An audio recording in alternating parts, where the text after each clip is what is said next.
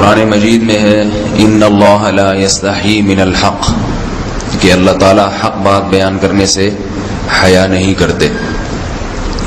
حدیث میں بھی بعض ایسے مسائل کو اللہ کے رسول نے بیان کیا ہے صلی اللہ علیہ وسلم نے جو بظاہر حیا کے خلاف ہیں، مگر اس لیے بیان کیا کہ اگر آپ صلی اللہ علیہ وسلم بیان نہ کرتے تو لوگ ان بے شرمی کے کاموں میں مبتلا ہو جاتے۔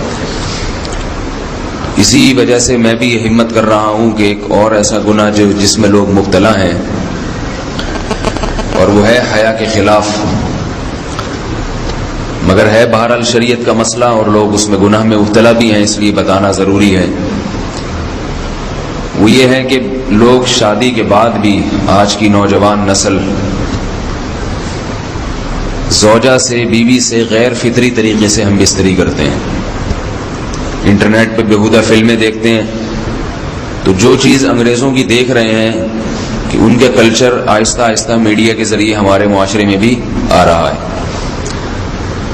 اللہ کے رسول صلی اللہ علیہ وسلم نے لعنت فرمائی ہے، ایک روایت میں ہے کہ اللہ اس کی طرف دیکھے گا نہیں کہ جو اپنی زوجہ سے پچھلے راستے سے ہم بستری کرے گا۔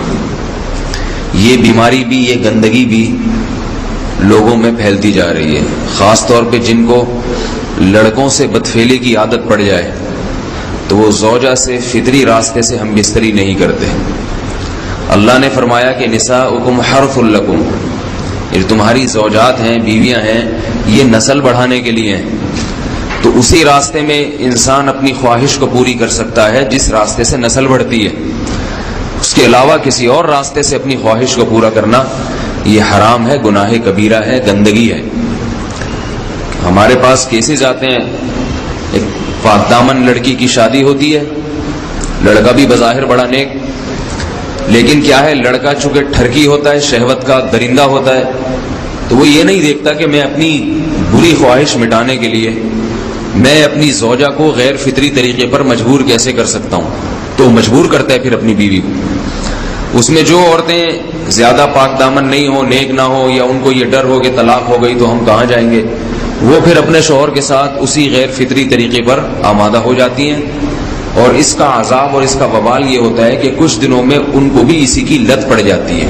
انسان جب بھی کوئی غیر فطری راستہ اختیار کرتا ہے، آخرت کا عذاب تو بعد میں، دنیا کا عذاب یہ آتا ہے کہ پھر اس کو لذت فطرت میں آتی نہیں ہے، پھر جو راستہ اللہ نے رکھے اس میں اس کو لذت نہیں آئے گی، پھر وہ گندگی میں ہی گھسنے کی کوشش کرے گا، اس کی بھی فطرت خراب ہو جاتی ہے، اور جس کے ساتھ یہ بدفعلی کی جائے اس کی بھی فطرت خراب ہو جاتی ہے، وہ بھی پھر کسی کے قابل نہیں رہتے۔ تو اپنے جان پر رحم کرنا چاہیے۔ ہم انسان ہیں، ہم درندے نہیں ہیں، ہم گھوڑے نہیں ہیں، ہم گدھے نہیں ہیں، ہم جانور نہیں ہیں، ہم انگریز نہیں ہیں۔ انگریز نے تو حیا اور شرم کی تمام حدود کو توڑ دیا ہے، وہ تو درندے بن چکے ہیں۔ ہم تو درندے نہیں ہیں، ہم تو حلال کھاتے ہیں، پاک صاف رہنے کی کوشش کرتے ہیں، تو ہم ان کی جو کلچر دیکھ دیکھ کے ہم ویسے درندے بننے کی کوشش کیوں کریں؟ تو یہ بہت بڑا وبال ہے، بہت بڑی برائی ہے جو ہمارے معاشرے میں آہستہ آہستہ جڑ پکڑتی جا رہی ہے، اور اس سے بیماریاں بھی پھیلتی ہیں۔ غیر فطری طریقہ ہے، بیماریاں بھی پھیلتی ہیں۔ ایسے کیسز آتے ہیں کہ جناب وہ مرد مجبور کر رہا ہے بیوی کو، اور وہ بیوی جو ہے ساتھ نہیں دیتی تو پھر اس کو طلاق کی دھمکیاں دیتے ہیں، ایسے کیسز بھی آتے ہیں۔ اور یہ بھی آتا ہے کہ مرد جب اپنی بیوی کو غیر فطری طریقے پر مجبور کرتا ہے، بیوی آمادہ نہیں ہوتی، تو مرد پھر یہ دھمکی دیتا ہے کہ بھائی میری خواہش تو تم سے پوری ہوتی نہیں ہے، پھر میں دوسروں کے پاس جاؤں گا۔ تو یاد رکھیں، جس عورت کا شوہر یہ دھمکی دے اس کو کہ میں زنا کروں گا اگر تم نے میری خواہش پوری نہیں کی غیر فطری طریقے سے، تو عورت اپنے شوہر سے کہہ دے کہ جاؤ تم کہیں اور جا کے منہ کالا کرو، تمہاری فطرت میں گندگی ہے تو یہ مجھے گندا بنانے کی کوشش نہ کرو، اس کو زنا کرنے دیں، وہ اللہ آخرت میں اس سے بھگتے گا۔ ہر بیماری کا اللہ نے علاج رکھا ہے۔ اللہ کے رسول صلی اللہ علیہ وسلم نے فرمایا، صحیح بخاری کی حدیث، ما انزل اللہ من داء الا انزل له دواء، کوئی بیماری ایسی نہیں ہے جو اللہ نے نازل کی ہو اور اس کے لیے دوا نہ رکھی ہو دنیا میں۔ تو اگر کسی کو ایسی لت پڑ گئی ہے غیر فطری کام کی تو اس کو چاہیے کہ وہ اپنا علاج کرائے، ڈاکٹر سے بھی رابطہ کرے، اور سب سے بڑا علاج یہ کہ کچھ وقت صبر کرے گا، چھوڑ دے گا کچھ عرصے کے لیے، تو خود بخود آہستہ آہستہ صحیح ہو جائے گا۔ ایک آدمی شراب کا عادی ہے، ایک علاج تو یہ کہ ڈاکٹروں سے رابطہ کرے، اور بہترین علاج کیا؟ چھوڑ دے۔ کتنے دن تڑپے گا؟ 1 دن 2 دن 3 دن 4 دن 1 ہفتہ 2 ہفتہ، بہت زیادہ سال ہو جائے گا نا، اس کے بعد خود بہت ٹھیک ہو جائے گا۔ سگریٹ کا عادی ہے، چھوڑ دے گا تو کتنے لوگ ہم نے دیکھے ہیں دن میں 20 سگریٹ پیتے تھے، چھوڑنے پر آئے تو بالکل ایک دم چھوڑ دی انہوں نے، آہستہ آہستہ کر کے چھوڑ دی، لیکن تکلیف ہوئی مگر عادی ہو گئے۔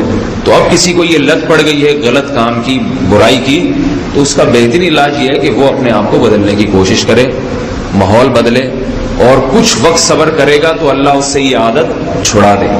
نہیں کی، صبر نہیں کیا اس نے، پھر اسی گندگی میں موت واقع ہوگی، پھر آخرت کا عذاب بہت سخت، نسلیں برباد ہو جاتی ہیں اس عمل سے انسان کی۔ تو بات حیا کے خلاف ہے، مگر یہ کہ ایک بزرگ تھے وہ بات فرما رہے تھے، تو کسی نے پوچھا کہ حضرت آپ حیا کے خلاف بات کرتے ہیں، تو انہوں نے فرمایا تم بے حیائی کے کام نہیں چھوڑتے، ہم اس چھڑوانے کے لیے بات کریں تو ہم برے ہیں، اور تم کام کرو تو بھی برے نہیں۔ برائی کا کام کرنے میں برا نہیں بنتا، اور برائی کے خلاف بولنے والا برا بن جاتا ہے کہ دیکھو یہ کیسی باتیں کر رہے ہیں۔ تو بھائی باتیں ہیں اس لیے ہیں کہ یہ معاشرے میں یہ برائی پھیلتی چلی جا رہی ہے، اور یہ ہماری اپنا کلچر نہیں ہے، یہ امپورٹ ہو رہا ہے باہر سے، یہ امپورٹ ہو رہا ہے، یہ وہاں میڈیا کے ذریعے آ رہا ہے۔ تو وہ چیزیں دیکھا نہ کریں اور ان لوگوں سے دور رہا کریں۔ ہمیں تو دین کا داعی ہو کے ان کو ہدایت پر لانا تھا، بجائے ہم ہدایت پہ چل کے دوسروں کو چلانے والے بن کے ان کے راستے پہ ہم نے چلنا شروع کر دیا۔ اللہ تعالیٰ ہمیں اب دیکھیں ان کے ہاں ایڈز کا مرض پھیل گیا ہے۔ آپ بتائیے یہ ایڈز کا مرض ہمارا ہے کیا؟ یہ بیماری ہماری ہے یا ان کی ہے؟ ہمارے ہاں بیماریاں ہیں، کھانسی ہے، نزلہ ہے، ٹھیک ہے نا، بلڈ پریشر ہے، شوگر ہے، یہ بیماریاں ہماری ہیں۔ کوئی اللہ کا شکر ہے گندی بیماری ہمارے ہاں نہیں ہے۔ جتنی گندگیاں ہیں وہاں سے آ رہی ہیں، ایڈز کا مرض وہاں سے امپورٹ ہوا ہے۔ وہ ایڈز کا مرض اسی بدفعلی کی وجہ سے پیدا ہوتا ہے، اسی سے جراثیم پیدا ہوتے ہیں، اور اتنا خطرناک مرض کے ایسے متعدی ایسے پھیلتا ہی۔ افغانستان میں ایڈز کا ریشو 0 تھا، 0۔ وہ جانتے نہیں تھے کہ ایڈز کا مرض ہوتا کیا ہے۔ جب سے امریکن آرمی، برطانیہ آرمی افغانستان میں آئی ہے، فوجی آئے ہیں، افغانوں میں ایڈز کا مرض پھیل گیا ہے، انہوں نے وہاں بدفعلیاں شروع کر دی ہیں۔ تو وہ تو حالانکہ ان کے لیے زنا کتنا سستا ہے، کتنا سستا ہے نا ان کے لیے زنا، پھر بھی وہ لڑکوں کی طرف مائل ہوتے ہیں۔ تو اتنی گندگی، ایسا گندا جب انسان بن جائے پھر اللہ اس کے وجود کو برقرار نہیں رکھتے، اور رکھتے ہیں تو پھر آخرت میں سزا دینے کے لیے اپنے آپ کو ان گندگیوں سے بچانا چاہیے، حلال پہ اکتفا کرنا چاہیے۔ اللہ تعالیٰ ہم